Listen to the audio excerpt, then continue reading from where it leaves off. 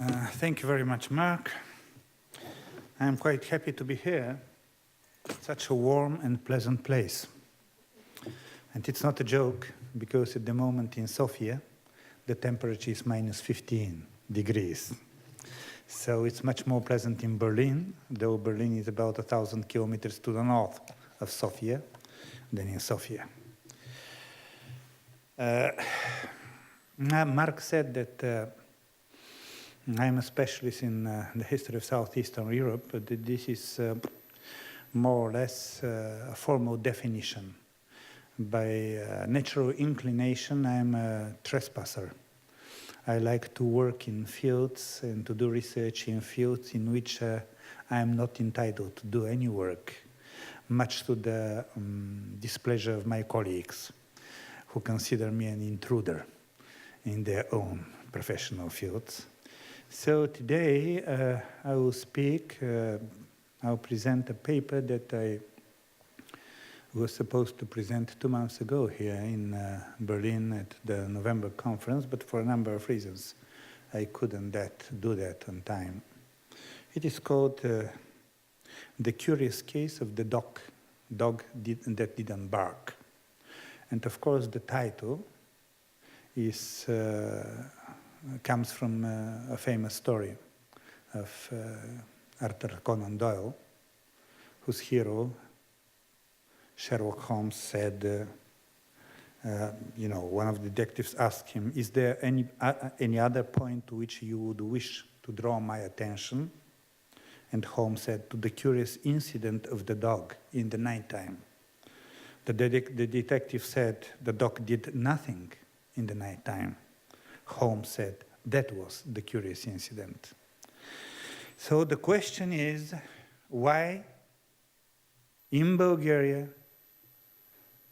in the 1970s and 80s never appeared a powerful dissident movement like in most other East European countries? More than 10 years ago, a scandal ripped the very fabric of the so-called democratic elite in Bulgaria. The elite in itself has never been a homogeneous one. Quarrels and mutual accusations of alleged closeness to the former Communist Party were an everyday occurrence. But this time it seemed that the cup had fallen over the brim. A dictionary of the European dissident movements was to be published in France. The Bulgarians were invited to make their suggestions. Who is going to be included in it? The names submitted by a virtually anonymous group, which had no authorization by anyone, and willingly accepted by the publishers, who had no idea of the true situation in the country, seemed hilarious. Prominent among these names, of course, were some of the members of the aforementioned group, while some of the Bulgarian dissidents who spent decades in prisons were not even mentioned. This does not mean that these persons were of no importance whatsoever. The problem was that they were virtually unknown to the general public, like most dissidents in Bulgaria were. There is no doubt that most of them were dissidents, at least in their mind, and at least some of them were more or less severely punished by the authorities for their deeds. But in the majority of the cases, their protest remained on a personal level, it did not have any public impact, and their influence on what happened in Bulgaria in the late 1980s was minuscule. On the other side, and this was very unpleasant for the purported dissidents, most of the changes in the Bulgarian society in the second half of the 1980s came as a result of the activity of deviant Communist Party members who wanted to somewhat transform the system, though they probably could not even imagine the scope of the changes they started. And the awkward question that arose was, are we supposed to include their names in the list and ultimately in the history textbooks? Or this goes against the canon of the modern image building? The discussion coincided with another one which rages up to this moment. This is the vital, at least according to the media, question of how national consciousness is reflected in the textbooks. How we teach the young generation of what happened before 1989 and what happened after 1989. And because I work with young people, your age and younger than you, most of them were born around this date. When I tell them about the long-time communist leader of Bulgaria, Todor Zhivkov, they look, and their idea is that he probably is the leader of some primitive tribe living who has lived thousands of years ago. The whole generation has absolutely no idea, unfortunately, of what has happened in the 1980s. A small nation with a gloomy present and unclear future, the Bulgarians have always found a refuge in history. The past, most of all the distant past, has always been used as a justification of national existence. And Bulgaria is not an exotic exception in this respect. All neighboring states, I think here we have some people from Greece, Romania, Serbia, all neighboring states, taking example of the well-developed countries of Western Europe, saw in patriotism an additional resource of power, of military prowess, of elan, that would help them in critical circumstances to fulfill the national goals. Where are the examples of civic disobedience for the young generation? The examples worthy to be included in the textbooks. Virtually all other East European peoples who lived in a similar situation have their new icons. East Germany has its 1953 Berlin Revolt. Czechoslovakia, its 1948 and its 1968 Prague Spring. Poland, its almost unceasing clashes with communist authorities, starting with the strikes of the 1950s and ending with the Solidarity movement. Hungary, its 1956 revolution. Even Romania has its Timișoara. Not a ripple comparable with the waves of indignation in the other East European countries happened in Bulgaria. A book appeared some time ago on the influence of the Prague Spring in Bulgaria. Notwithstanding the efforts of the author to prove the opposite, he shows convincingly that there was absolutely no significant impact on the Bulgarian society at that time. All these European nations have their martyrs in the long road to freedom, all but the Bulgarians. The Czechs have their martyred student who perished in the flames of his individual protest. The Poles, their priest killed by the secret forces and dumped in the street. The Hungarians, executed by a fire squad Imre Nagy. The Germans have their unnamed workers who faced Russian tanks. Even the Romanians have their Catholic priests. What of the Bulgarians?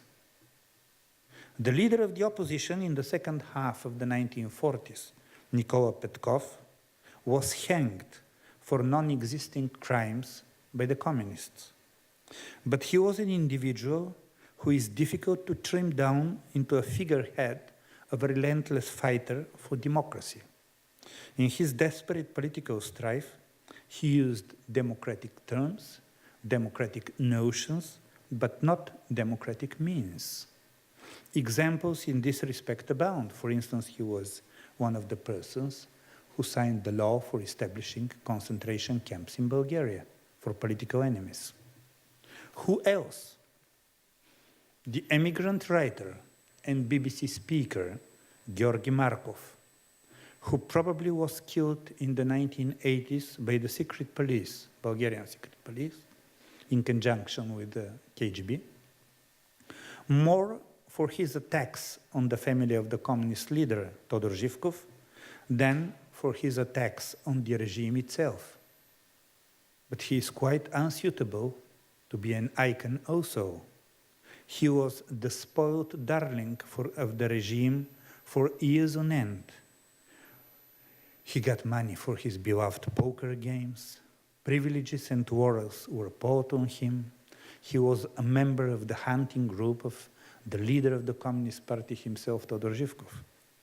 Who else? It seems that virtually no one. The names of protesters are conspicuously lacking from textbooks and from the public memory. Why the Bulgarians did not live up to the purported traditions of their ancestors of opposing the oppressors? Why they did not unite in opposition to the regime? A convenient answer, used especially in the mass media, is the high level of terror. But the professionals know quite well that the level of political terror in Bulgaria was not higher and was even lower than in most of the other East European countries. So I would deliberate on the problem why the dog didn't bark in the night, as Sherlock Holmes used to say. Because for the historians, the fact of what has not happened is no less important than the fact of what happened. It would allow us deeper insights in the system that was paramount in Bulgarian society in 1944-1989. I would suggest that we discuss the reasons why the dog didn't bark in a number of groups. The first group, very important, are the historical factors. Bulgaria is the only East European country where the level of anti-Russian feelings is comparatively low. Russia contributed to the development of modern Bulgarian education in the 19th century. Hundreds of Bulgarians were educated in Russia at the time. Russia helped in the 19th century to establish an independent Orthodox Church in Bulgaria, and tens of Orthodox priests were educated in Russia. For 500 years, the Bulgarians lived under the Ottoman Empire, from the end of 14th century to 1878. Finally, after many futile attempts to be liberated by themselves, they were liberated in the Russo-Turkish War of 1877-1878. As a result, in the educational system developed after the liberation, there was one alienable truth, that the Bulgarians should be forever grateful to Russia. Russia has never been occupier of Bulgaria in the past, like in Hungary, Poland, or Romania, but rather a liberator. And the country, even now, is dotted with memorials of Russia, of Russian soldiers built before the Second World War, before the communists came to power. Russian language was taught in most Bulgarian language schools for decades as the major foreign language. It's very close to Bulgarian, so it's easy to speak a foreign language when it's very close to your language. Only later to be superseded by French and German. The Russian culture and Russian literature were very influential in the country. In the country, we have never had rampant pro-Slav feelings, but rather pro-Russian feelings. Unlike the other East European countries, after the World War II, the Bulgarians in general did not have the feeling that the Soviet Union is exploiting them. Rather, they had the feeling that the WWII policy of Todor Zhivkov, the leader of Bulgaria, the communist leader of Bulgaria through most of that time, was using Soviet Union for its own ends. By the way, the research of economists in recent years proved convincingly that this was not the truth, that Soviet Union really exploited Bulgaria very much in these years. But as a result of all of this, alongside Czechoslovakia, Bulgaria, the majority of the Bulgarian population was, at least to a certain extent, pro-Russian. Unlike Czechoslovakia, but in Czechoslovakia, the changes happened in 1968, when the majority of the population became anti-Russian, something that did not happen in Bulgaria. What were the international factors? In 1878, Bulgaria was liberated by the Russians, and with the Treaty of San Stefano, most of the Bulgarian lands that constituted the ethnic frontiers of Bulgaria were united in one country. 4 months later, in Berlin, in the summer of 1878, the San Stefano Bulgaria was divided into several parts: a small principality of Bulgaria, even smaller autonomous region with Bulgarian character. Macedonia and Thrace went back to the Ottoman Empire.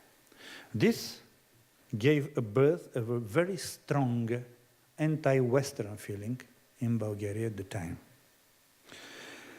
Unfortunately, this feeling coincided with the feeling of the big powers in Europe, which considered Bulgaria a part of the traditional sphere of influence of the Russian Empire up to 1917 and of the Soviet Union after 1944. Bulgaria has always been thought of as part of a very traditional sphere of influence of the Russians. Bulgaria, unfortunately, could not present itself to the West European countries as a country that adheres to the general values, European values, moral, political values, democratic values, like the Czech Republic, Poland, and Hungary. It was too much alienated from them by its history of living under foreign oppression. What were the economic factors for the lack of dissidents? In Bulgaria, according to the economists, the grounds for socialism after 1944 were well fertilized by the inability of creating true Bulgarian capitalism before World War II. The Bulgarian capitalism was underdeveloped, and socialism in its Soviet form after the war was accepted willy-nilly with some opposition, but still the Bulgarian society was prepared to accept it. Before the war, the World War II, Bulgaria was the poorest European country alongside Albania, Greece, and Portugal. Profound changes and modernization took place after the war. They were very painful, but they contributed to the development of the country. And by the 1960s, the standard of living of the majority of the population in Bulgaria has risen a lot. And because the regime did not allow any information of the change that happened in other countries, the comparison in the mind of the majority of the Bulgarians was in depth only, comparing the situation now with the situation before, but not the situation of Bulgaria with the situation of the other European countries, their development. In fact, the Bulgarians had no idea of what's happening in Europe.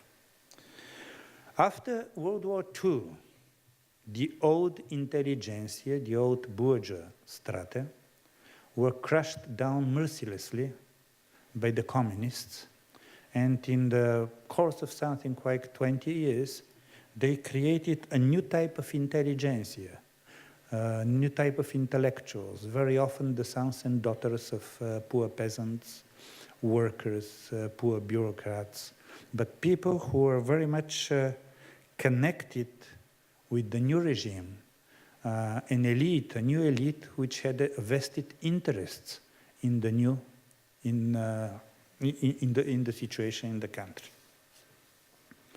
These new social strata were privileged, and they cherished their privileges. I remember one of the very active actors in the democratic movement after 1989, a Bulgarian writer. I remember reading in the archives her diary, her diary for 1947-1948.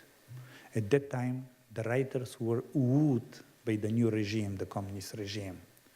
And in a time of a dire economic crisis, they received more food, more quotes, more money. And I remember her writing in the diary, if the people knew what we get from the new government, they would kill us. So she was very much prepared in the 1940s to prepare her privileges, and after 1989, immediately turned around and became a very active democratic player. In the years after World War II, Bulgarian society was totally changed. The social structure was totally changed. By 1944, 84% of the Bulgarian population lived in villages. In 1989, only 32% of the Bulgarian population remained living in the villages, and these were, for the most, old people, old, uneducated people. What was the political reasons? Bulgaria is the only East European country where the left political forces were traditionally strong. I do not say that they were a predominant factor before the World War II, far from that. But they were a substantial factor in the interwar years. The left in Bulgaria consisted of two main groups. The stronger group were the agrarians, the so-called Bulgarian Agrarian Party. And the smaller group, but strong with its support in Moscow, were the communists. The communists were the only political group in Bulgaria who, in World War II, organized armed opposition to the regime, and they thrived on their reputation of being the only active anti-fascist forces in the late 1940s. In the late 1940s, the communists had the support of the Soviet army in Bulgaria, and they comparatively easily cracked down virtually destroyed the democratic opposition. All democratic opposition was virtually annihilated by 1947. The agrarians, the biggest left party, were terrorized by the communists, sent to camps, and finally included in the system with privileges. There are some curious cases of an agrarian leader who was taken from a labor camp to become immediately Minister of Law in the country, and she stayed Minister of Law for something like 18 years. There was no organization or institution in Bulgaria which has managed to maintain or to win a semi-independence, like the church in Poland, or the trade unions in Poland, or the Catholics in Romania. The Bulgarian Communist Party, and especially its leader Todor Zhivkov, were very apt in the stick and carrot policy. They managed to win a big part of the elite, especially of the intellectual elite, with a system of privileges that did not go to the peasants or to the workers. As a result of all that, by 1989, 10% of the population of the country were members of the Communist Party. If we count the family members, it means that 30% at least of the population was closely connected with the Communist Party. What were the personal factors? First of all, Bulgaria is a very small country. Everyone knows everyone, especially everyone of some influence knows everyone of some influence. On a personal level, it is not very difficult to find some connections that would help you to overcome a certain difficulty. There is a famous story in Bulgaria about a communist partisan during World War II. She was a teacher. She was arrested 3 times by the regime, being a partisan with arms in hand. 3 times she was sentenced to death, and 3 times she was released through the efforts of her cousin or her brother-in-law, who were at the same time, they were deputies in the parliament from the ruling party, something like that. The communist regime was quite lucky in having, for something like 40 years, almost 40 years, 35 years in fact, a leader like Todor Zhivkov, quite uneducated man, but very sly, very able to establish connections with different strata of society, men who managed to establish the system of clientelism in the country, a man who managed to establish a pattern of dependence on local and institutional support that allowed him to remain at the head of the country for almost 40 years. He developed in the country, he managed to develop not so much terror policy, but rather to persuade the Bulgarian intellectuals to conduct a self-censure policy, to decide for themselves what they can say and what they cannot say, what they can do and what they cannot do. A second factor was the appearance in the late 1970s of the daughter of Todor Zhivkov, Lyudmila Zhivkova, who was groomed to become the heir apparent of her father at the head of the Communist Party.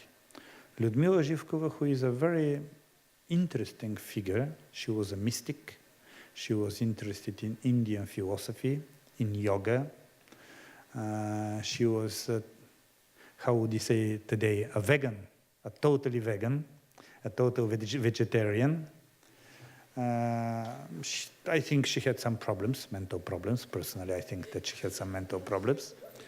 But she was instrumental in opening, at least to a certain extent, the country to Western cultural influence. For the first time in something like 3 decades, Bulgarian writers, Bulgarian researchers started to travel to West European countries. Bulgarians started to organize exhibitions in Western Europe trying to show the ancient culture of Bulgarian lands, like the Thracian gold exhibition, etc. Bulgaria very carefully, very painfully carefully, started to open itself for Western cultural influence. In the first place, for countries, Western countries that were considered more safe, like the French. Because there was some kind of grading the West European countries in terms of danger. The Italians and the French were considered the least dangerous. Then the Germans, then the British, and of course the most dangerous were the American capitalists. So we had, when I was not even your age, but a bit younger than you, for the first time in Bulgaria, we had, for instance, a French cinema week. And I still remember that the public that was trying to get to see the new French films, in practice demolished the cinema in which we had the French cinema week. In the 1960s, were created the first so-called language schools. Mark mentioned that I'm a product of one of these, the English language school in Sofia. But there were French language schools, German language schools, and of course, Russian language schools. You cannot get without Russian language schools. Your humble servant, that's me, studied in one of these schools for 5 years, and for 5 years, we did not have a single one English-born teacher. They were considered too dangerous. No, in fact, we had one, and she stayed in our school for 3 months only, and then she was expelled from the country because she dared to give her students English magazines. Mind you, she was not given them Playboy or Rasur, but just culture magazines, general culture magazines. She was expelled immediately. So, as you can see,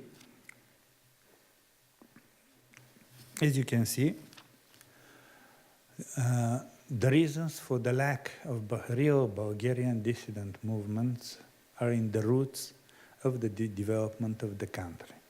This is why, in the 1980s, Southern Bulgarians, who were certain that changes in Bulgaria would never happen if changes did not happen in the Soviet Union, were among the most enthusiastic East European peoples to greet the new policy of Gorbachev in the Soviet Union. Thus, in 1987, just 2 years before the fall of the war, the first real dissident organizations started to appear in Bulgaria. But this is quite another problem. I'm not going to speak about this now. Okay, let's